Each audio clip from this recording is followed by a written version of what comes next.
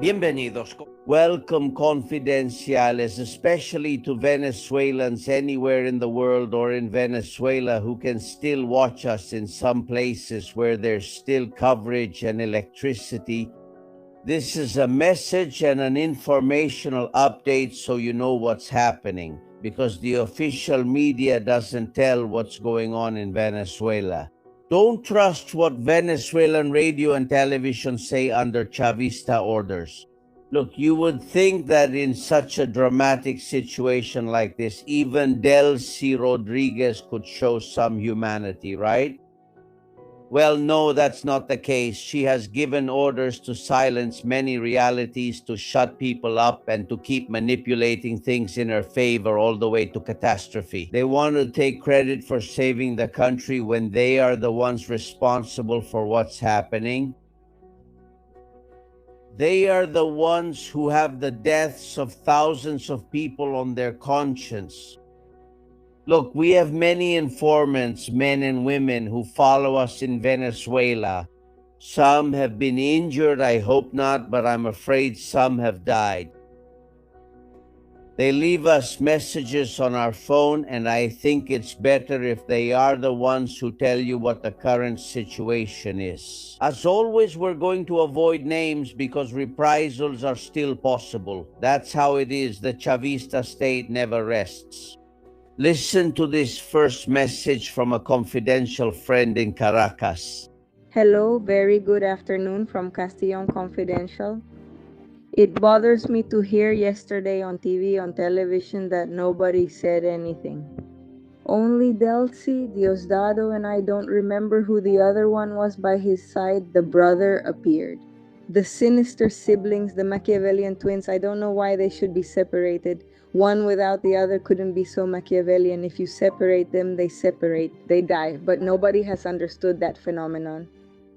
They claim to suspend classes, but the children don't attend anyway, and teachers barely earn enough for bus fare. Just one day, no matter how much they want to teach and are passionate about it, the system wears them down. Class suspensions have always been endless. Socialist hypocrisy claims that public and private healthcare facilities will be activated, when there isn't even a single gauze pad in a hospital, when people wait more than a year for an operation that they themselves will pay for, including all the supplies and more.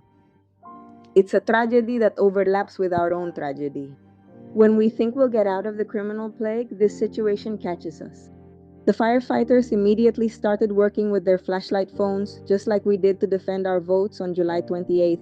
We are Venezuelan, and that's how we do things. We, the empathetic and critical citizens who love our identity, mobilize ourselves, and we respect them. The direct gas and communication services are terrible. The first one is suspended in many places, and the other one has collapsed. People forget that text messages exist, and those are the ones that work. Many of us help by forwarding messages through Radio Bemba. Radio Bemba is us, the organized citizens, because they don't report anything on television or radio. Only the solidarity and awareness of many or few of us who mobilize through social networks. And we organize like little ants. Thank you, Don Albert, for always keeping an eye on Venezuela. Thank you very much, dear friend. What the Chavista government is doing is serious, very serious. Look, the aid centers, if they're not Chavista, they're forbidden from setting up on the street anywhere in Venezuela. If it's not controlled by Chavismo, they have orders not to allow them to work. Not even just collecting supplies for hospitals or food for children, they don't allow it. In fact, we found the audio where the police give the order thanks to a confidential source in Venezuela. This is it. Greetings, commanders. Good morning. Please check if in your municipalities the opposition sector has set up a collection center for supplies and aid to send to the city of Caracas. And remember that the only entity or body responsible for collections is Civil Protection, as directed by our sectoral Vice President of Security, our Captain Diego Cabello, and we are waiting for instructions for the state, but please check in your municipalities and let me know if there are opposition reception centers related to the earthquake tragedy. Location, neighborhood, responsible community. How can you be so cruel that while people are dying under the rubble, all you think about is the opposition? That the opposition doesn't gain supporters by offering help. While you don't even offer it, you have to be a real demon. You have to be really sick to withhold help from your own people simply because of ideology. But that's what they're doing. This audio tells us about it. That point, another confidential source. Good morning, Mr. Albert. God bless you. One more day, 3 days after the worst one. An earthquake that we Venezuelans can remember. He came to the conclusion the worst tragedy that has happened to us isn't two earthquakes at the same time, one following the other. No. The worst tragedy that has happened to us in all these years is the government we have. It's unbelievable, but the military hasn't come to respond, pull people out, and tend to the victims still buried alive under so much rubble. They are unforgivable. Many of you tell me that when 20 students went out into the street, suddenly 100 police officers and 400 colectivos would show up to repress them, right? Where are they now? Where are they now when they're needed? Where are they hiding? Where is the glorious Bolivarian army that Maduro, Vladimir Padrino, and Diosdado always talked about? Where is the army? Because it's nowhere to be seen. All the videos and images that reach the rest of the world are of rescuers and citizens asking for help. We still haven't seen a column of the army with heavy equipment ready to help its people. And the result is inevitably what we are seeing. Looting is starting to become widespread in the streets.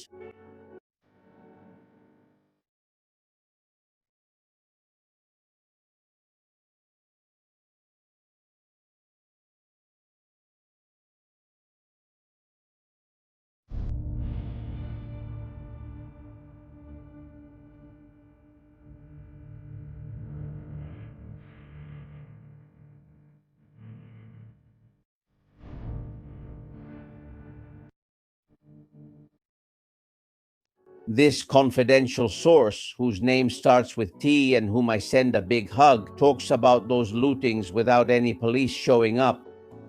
The police, the army, and the National Guard, who are so quick to show up when there are protests, started to appear at the locations hours later. In certain places, there have also been lootings because this is a country that has had the doctrine of theft and looting for 27 years. So people, especially those with a low level of education, as soon as they see a problem, that's where control is lost, where they take things from places, breaking the display cases, or they steal, well, they loot.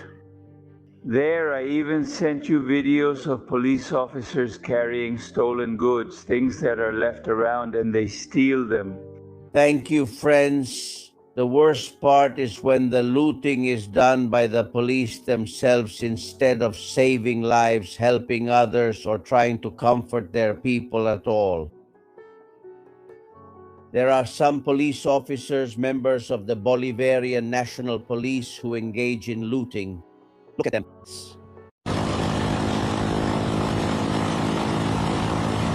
Take your dead, take your dead.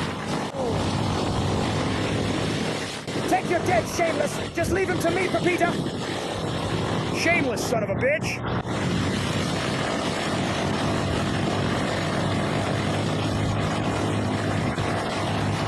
We are getting information that the authorities are at the morgue in La Guaira, which is unfortunately the place where most of the bodies are being taken.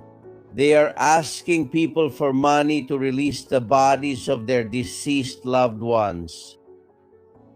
In other words, when the bodies arrive there, if the family wants to recover the body to give it a burial, they are charged, and the authorities turn a blind eye. Where are they to stop this? A confidential source told us how they transported more than 100 bodies by motorcycle, one by one.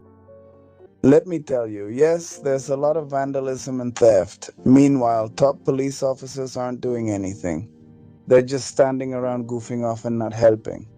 The police are there like I don't even know for what. There are people, well, there's a crowd right in the middle where you can see it's the people who are pulling out the dead and stuff.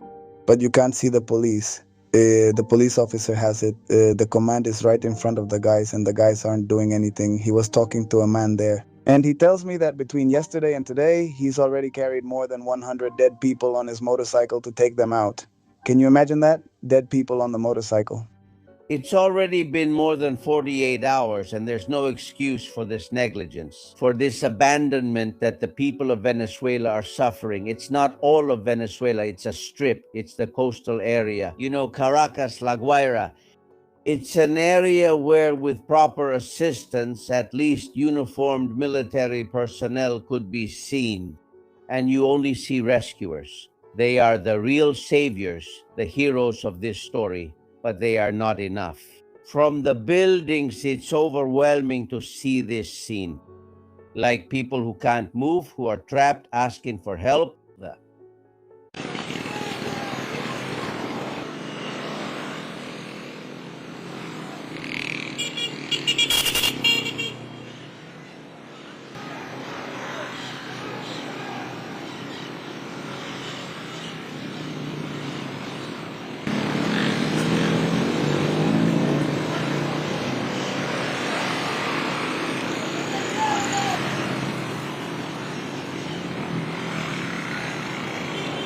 And by the way, among those rescued, this rescue you're about to see isn't just any rescue. It's of a Spaniard, yes.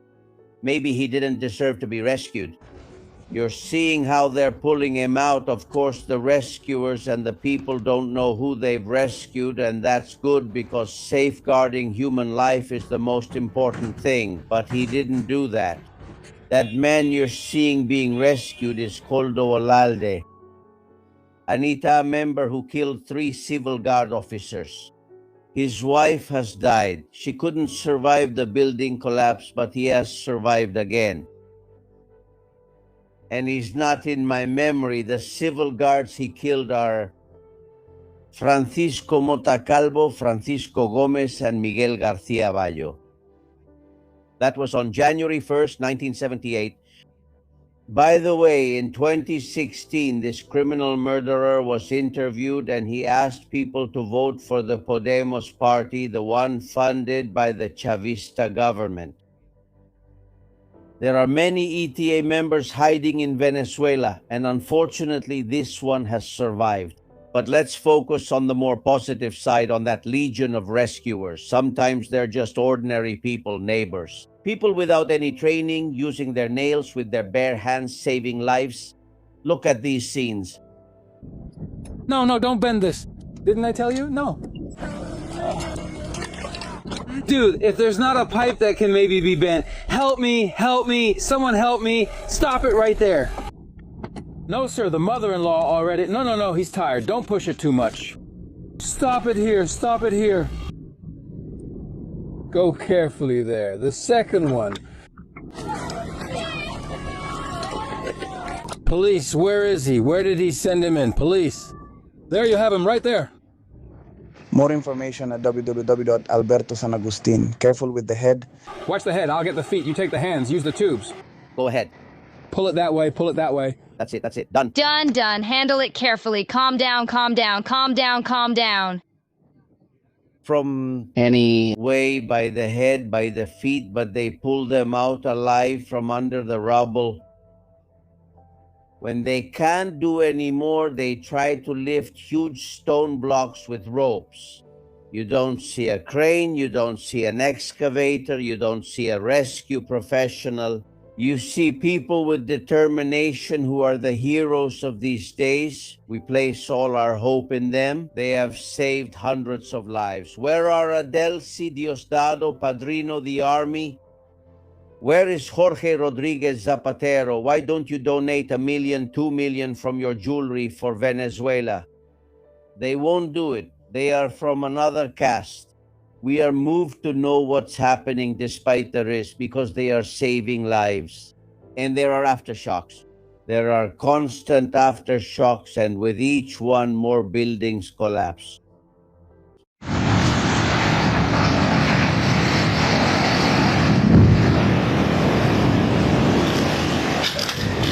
As this confidential source told us, it's not just the force of nature. What we're seeing is something more. Good morning, Mr. Albert. Venezuela suffered an endless earthquake, but yesterday, June 26, 2026, for 40 seconds, there was a double blow of 7.2 and 7.52 simultaneous earthquakes. Yesterday, Venezuela trembled, and while the earth shook buildings and sowed fear in thousands of families, a reality was revealed that hurts me deeply, and it hurts even more than the earthquake itself: our absolute vulnerability. It's not just nature's force that threatens us, but also neglect and abandonment. If a greater tragedy happens tomorrow, millions of Venezuelans would have to face it almost alone. It hurts to see a country where hospitals barely survive, where rescue organizations make enormous efforts with insufficient resources, where earthquake preparedness hardly exists, and where there are no ongoing campaigns to teach the population how to act in an emergency. We are not prepared, and that's a truth that has nothing to do with politics. Earthquakes can't be prevented, but what can be avoided is that improvisation and neglect multiply the number of victims. Prevention saves lives, planning saves lives. In La Guaira, which is the epicenter of the catastrophe, help doesn't always arrive on time. Sometimes the rescuers can only recover bodies. This is the image the government doesn't want to show. Dozens and dozens of bodies covered in the street. But look, there is hope, the hope of Venezuelans, of the human species, of how life finds a way even after almost 30 years under the yoke of the useless, of the incompetent. When the worst in the class govern you, this is what happens. And life finds a way, like this woman who gave birth to a baby in the middle of the rubble. Who gave birth to a baby in the rubble. Thank you. Who had a baby in the middle of the rubble. International aid has arrived from Spain, El Salvador, most of it landing at Valencia Airport, almost 180 kilometers from the affected area, but close enough for them to be arriving at this time. We trust them because, of course, we don't trust the Venezuelan government. Let's see if they bring order, and especially we keep asking the United States, since they are supervising the country, to do it 100%. Please, it's time to see helicopters saving people, Americans flying over the area, ships or aircraft carriers with field hospitals to treat them because there aren't even bandages in Venezuelan hospitals. If they were able to move the entire Navy and artillery to remove Maduro, they should be able to do it now to save the Venezuelan people. We want to see that gesture, and soon. We want to see that. And if it doesn't happen, someone stops being rescued and dies under the rubble. Yes, friends, we will keep you informed. There is another reality that Venezuelan media doesn't talk about. We will try to tell you about it here. Welcome. We investigate. Let's go.